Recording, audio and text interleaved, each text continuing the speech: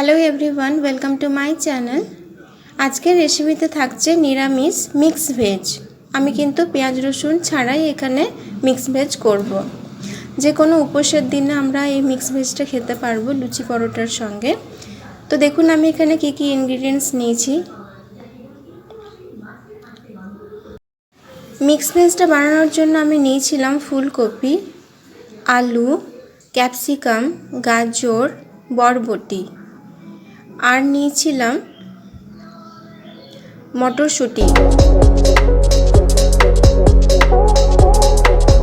কড়াই দেখতে পাচ্ছেন আমি অনেকটাই সাদা তেল নিয়েছি। রান্নাটা আমি সাদা তেলেই করব, যেহেতু সব সবজিগুলো ফ্রাই করতে হবে তাই তেলের পরিমাণটা বেশি নিয়ে নিয়েছি। সমস্ত সবজিগুলো আমি কিন্তু একটার পর একটা ভেজে নেব। আর সবজি ভাজতে ভাজতে চলুন অন্যান্য যে উপকরণগুলো লাগছে সেগুলো আমরা দেখে নিই।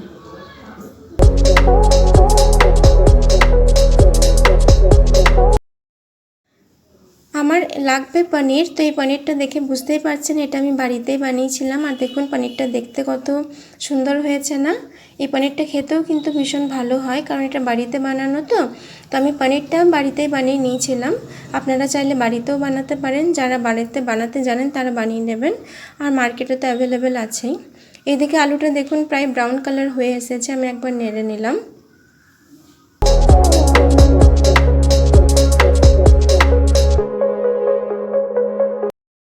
আমি আগেই বলেছিলাম যে এটা নিরামিষ মিক্স ভেজ করছি। তো মশলাতে ছিল আদার কাঁচা লঙ্কা বাটা, আর আমি বানিয়েছিলাম কাজু, পোস্ত, শুকনো লঙ্কার একটা পেস্ট।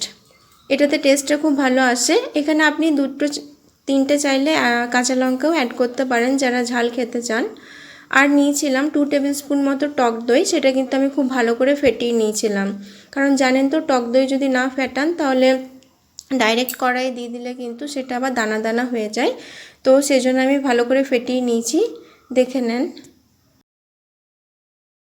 মিক্স ভেজের কালারটা সুন্দর হওয়ার জন্য নিয়েছিলাম একটা গোটা টমেটো। সেটাও কিন্তু আমি মিক্সিতে ব্লেন্ড করে নিয়েছিলাম। এক হাতে ফোন এক হাতে ফেটাচ্ছি, তো তাই হয়তো এত নড়ছে আর ভালো করে ফেটাতে পারছি না।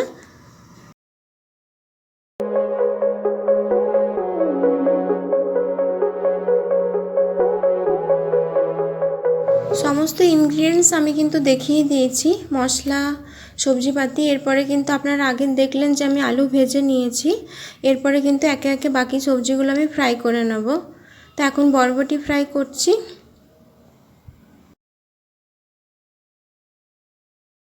আমার সমস্ত সবজি ফ্রাই হয়ে গেছে, এরপর শুধু ফুলকপিটাই ভাজা বাকি। তো ফুলকপি ভেজে নেব। আর পনির আমি ছোট ছোট করে কেটে নিয়েছিলাম। সেই পনিরটাতে কিন্তু আমি একটু নুন আর লঙ্কা গুঁড়ো মাখিয়ে নিয়েছিলাম, আর তারপর আমি ফ্রাই করে নিয়েছিলাম। এতে পনিরের কালারটা একটু ভালো আসে।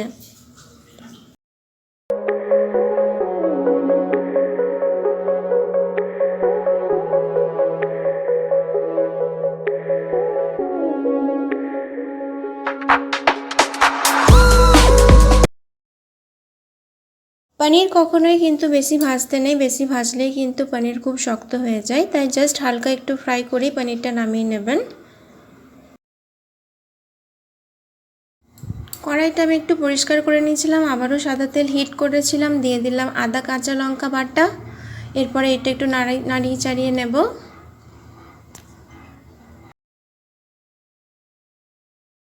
মশলাটা ভাজার সময়তে আমি অ্যাড করে নিয়েছিলাম পরিমাণ মতো নুন আর চিনি।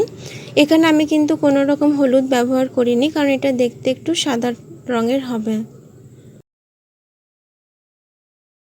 এরপর মিক্সিতে বেটে নিয়েছিলাম টমেটো, সেই টমেটোর পেস্টটা দিয়ে দিলাম, এতে কালারটা ভালো হবে।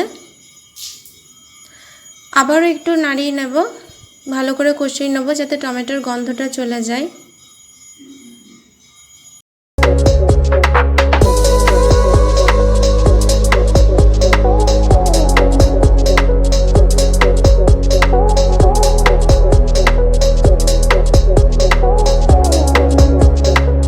কাজু বাদাম আর পোস্তর যে পেস্টটা করে রেখেছিলাম সেটা অ্যাড করে নিলাম। আপনারা চাইলে কিন্তু এটা একদম শেষেও অ্যাড করতে পারেন, আমি প্রথমেই অ্যাড করে নিয়েছি।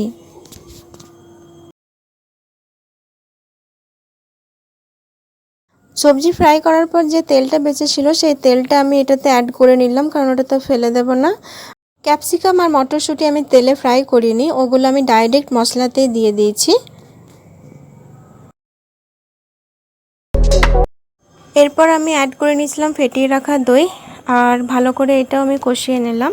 দেখুন আমার মশলা থেকে তেল ছেড়ে গেছে। এরপর আমি সবজিগুলো সব অ্যাড করে দেবো। সবজি আমি সব অ্যাড করে নিয়েছি। এরপর আমি একটু নাড়িয়ে চাড়িয়ে নেব।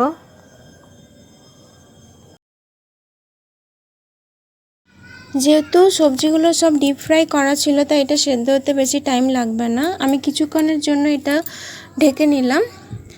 আর দেখুন মনে হচ্ছে যে হ্যাঁ এগুলো সেদ্ধ হয়ে গেছে। তো এরপর আমি এটাতে একটু জল অ্যাড করে নিলাম।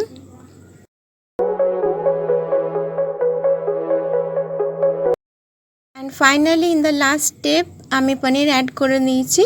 আর এরপর কিন্তু নাড়িয়ে চাড়িয়ে জাস্ট 2 মিনিট মতন এটা রেখে আমি এবার সার্ভ করব গরম গরম। এইটা কিন্তু আপনি পরোটা, লুচি, ইভেন ফ্রাইড রাইস, ভাত সবার সঙ্গে কিন্তু এটা যায়, পোলাও সবার সঙ্গেই ভালো লাগে এই ডিশটা। আমার কিন্তু এটা একটা ভীষণই ফেভারিট ডিশ। আমার এই রেসিপিটা আপনাদের কেমন লাগলো অবশ্যই জানাবেন। Thanks for watching.